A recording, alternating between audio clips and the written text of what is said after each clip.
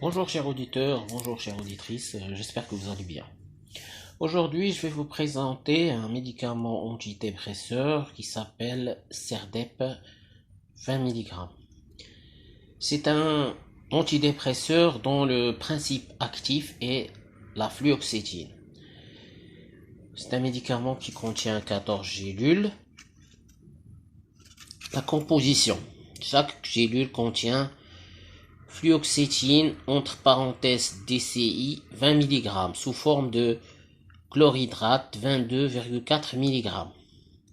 Excipient quantité suffisante pour indication, contre-indication, voire notice. Tenir hors de la portée des enfants. Respecter les doses prescrites sur ordonnance médicale, c'est-à-dire que si vous allez dans une pharmacie, ils ne vont pas vous le donner parce qu'il fait partie des psychotropes.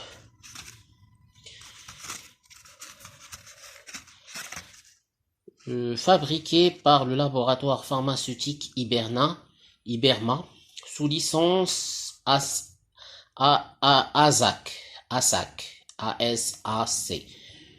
N. Ibn Thabit, pharmacien responsable, AEM numéro 34 DMP/21/NCI. Donc on va lire la notice. Serdep 20 mg fluoxétine. Composition, c'est ce qu'on vient de voir. Forme et présentation. Gélules dosées à 20 mg de fluoxétine. Étui de 14 et 28 gélules. Étui de 14, c'est-à-dire que c'est un traitement de 2 semaines. Étui de 28, c'est un traitement de 4 semaines. Classe pharmaceutique thérapeutique. Antidépresseur inhibiteur de la récapture de la sérotonine. C'est ce qu'on appelle les ISRS.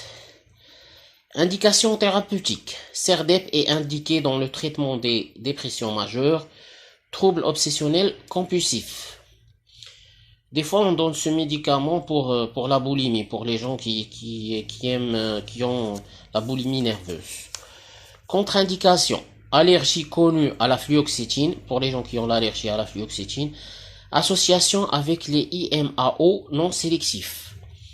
Enfants de moins de 15 ans. Les enfants de moins de 15 ans ne doivent pas prendre ce médicament. Mise en garde. Comme avec tous les antidépresseurs, l'action de ce médicament ne se manifeste qu'au bout de plusieurs jours. Il est donc important de poursuivre le traitement régulièrement, même en l'absence d'amélioration immédiate, sauf avis contraire de votre médecin. La levée de l'inhibition psychomotrice pouvant procéder l'action antidépressive proprement dite. Une surveillance particulière des patients à haut risque devra être assurée en début de traitement. Le traitement par la fluoxétine doit être interrompu à l'apparition d'une éruption cutanée ou tout autre phénomène probablement allergique d'étiologie inconnue. Précautions d'emploi. Insomnie ou nervosité en début de traitement. Épilepsie ou antécédent d'épilepsie. La survenue de la crise impose l'arrêt du traitement. Un dysfonctionnement hépatique, c'est-à-dire un dysfonctionnement du foie, diabète ou hypoglycémie, antécédent d'anomalie de la coagulation ou traitement par des médicaments pouvant augmenter le risque de saignement, anticoagulants, certains anti-inflammatoires. En cas de doute, ne pas hésiter à demander l'avis de votre médecin ou de votre pharmacien. Interaction médicamenteuse. Il est recommandé de ne pas utiliser la fluoxétine en cas de traitement par le tamoxifène et de recourir à d'autres antidépresseurs.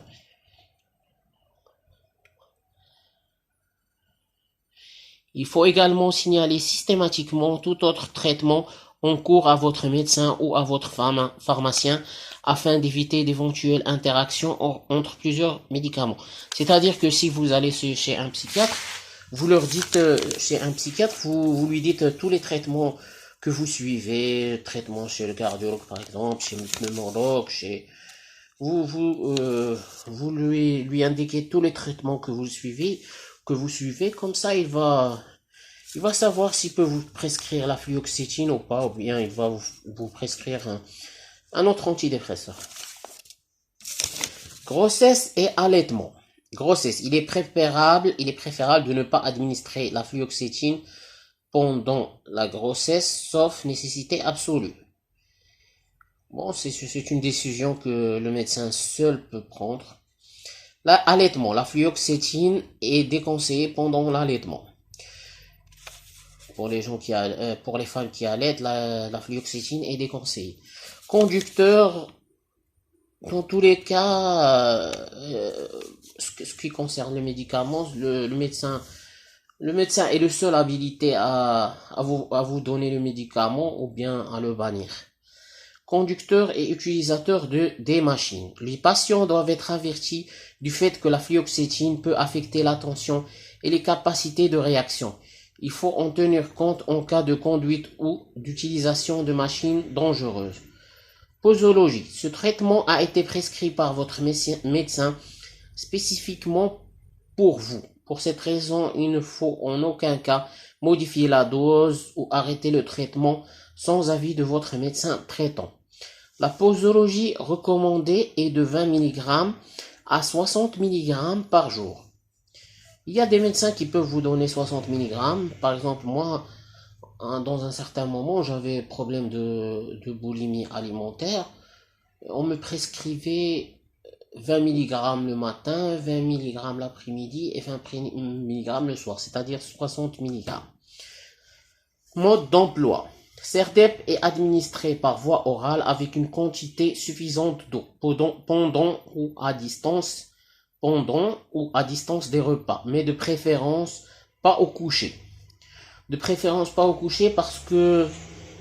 Parce que les antidépresseurs causent des insomnies, donc il est préférable de les prendre un peu avant.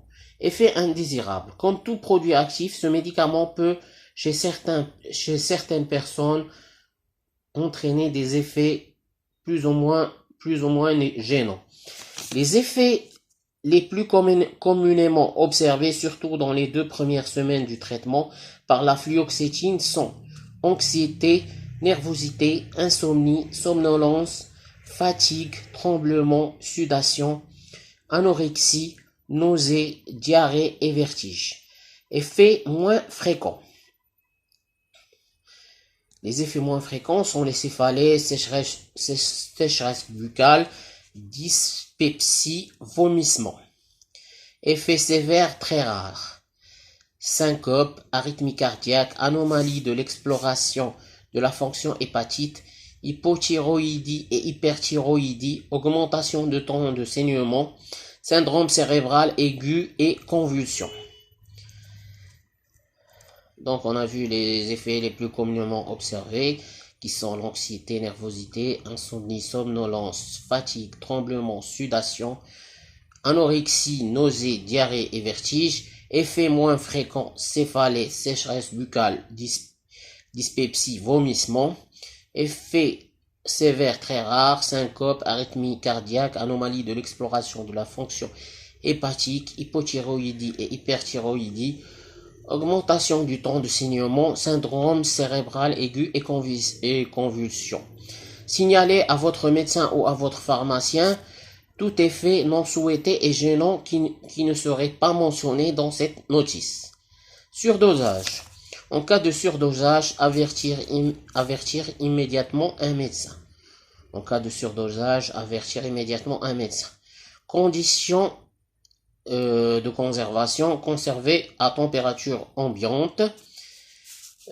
Présentation, étui de 14 gélules dosées à 20 mg de fluoxétine, étui de 28 gélules dosées à 20 mg de fluoxétine.